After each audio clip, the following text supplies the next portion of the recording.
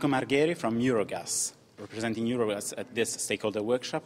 The first question is quite general. What is the general energy outlook for Europe till 2030, and why is gas central to it? Well, the first element is that everyone recognizes that there is a strong role for natural gas. First, in order to achieve the 2020 goals, as a backup to renewables, and as the bulk of low-carbon content in the thermal power generation, and beyond, because natural gas still carries environmental qualities that no other fossil fuel has. A second element is that we have to keep this into the account, this long-term outlook, when we analyze the situation now.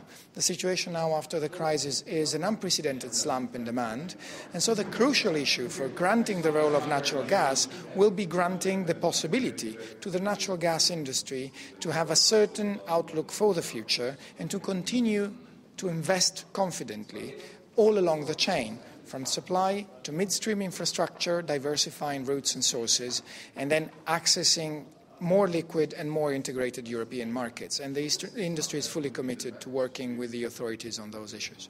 How is demand going to develop in the next 5 years? On May 5th, Eurogas will present the demand scenarios between today and 2020 and 2030. The fundamental outlook is that we are at the moment experiencing a post-crisis scenario in which this year we have seen some light upturn after a 6.4 slump in consumption last year. And we do see anyway in the 2015 scenario and in the 2020 scenario an uptake of demand that will require the European Union to increase its imports. In 2015, projects are already under construction and they will cater for a vast chunk of the additional import. For 2020, we definitely have to bring forward the investment decisions at the moment in order to have the supply and the infrastructure in place.